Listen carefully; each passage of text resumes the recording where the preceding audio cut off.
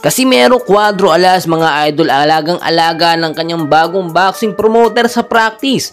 Manny Pacquiao Boxing Promotion, tila bitter sa mga na-achieve ngayon ng kanilang bata dati na si Alas. And well, mga idol, bago tayo magpatuloy, huwag mo namang kalimutan mag-like, no? And subscribe kung di ka pa na-subscribe, and pa-hit ng notification bell. Maraming salamat po. Well, mga idol, sa mga hindi pa po nakakaalam, magkakaroon po ng tune-up fight etong si Casimero Angas ng Pinas sa isang Japanese boxer. Yan po ay pre-promote, no, or kagustuhan po ng bagong boxing promotion o promoter ni Casimero Angas ng Pinas para masubukan po yung kalibre or galing kung anong meron nga ba itong si Angas ng Pinas. Malaki at bigating promoter pa yung umahawak po ngayon kay Casimero, no, at yung iba mga details po update ko po kayo. At ito po ang ating update talaga na hindi din talaga nakakainis din minsan, tignan nyo mabuti. After po magkaroon ng bagong boxing promoter or promotion ni Alas, no, ay marami naman na nabibiter kasama na yung mga bashers.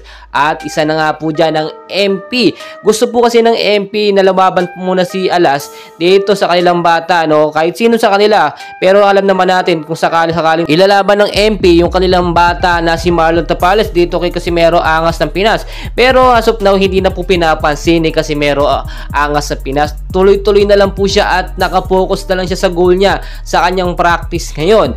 Bukod po kasi sa magandang opportunity at talagang malaking pera, no, ang naghihintay dito kay Casimero, ay talagang nakita natin yung opportunity na nalalapit na doon nga po sa gusto niyang laban dito kay Naoya Inoue. Tulad po ng ating sinasabi, mas mataas po sa MP yung promoter ni Alas ngayon at kayang-kayang ikasa yung laban dito kay Naoya Inoue. Pero bago po mangyari yun, syempre hindi naman yan biglaan na lamang na next month agad-agad magkakaroon ng laban. Syempre yung mga sponsor, yung mga magpo-provide ng ilang pangangailangan, yung pera, pag-uusapan pa po yan. Pero as of now, dadaan itong si Casimero Angas ng Pinas sa isang tune-up fight at nagpa-practice na po siya as the moment, oh.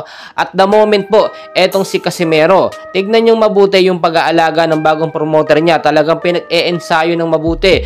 Unlike po sa MP, no, pinapabayaan sila, talagang hindi rin ganoon inaasikaso kasi more on pera-pera talaga ang MP or ang ibang boxing promoter noon ni Casimero Angas ng Pinas. Sila lang ang yung mayaman at nagkakaroon ng malaking pera, pero yung mga boksingero hindi napapangalagaan ng maayos. Kaya dito sinasabi natin nung kahapon lamang, ano, at nung mga nakaraan, pinakilala na, ni-reveal na ni Alas yung kanyang bagong boxing promoter at nakita naman natin may hapon na boksingero doon at yung promoter nandoon din, sabi patawag-tawag lang daw po sa phone at hindi pinapansin si Alas. Well, mga idol, ganun talaga pagka big time promoter, no?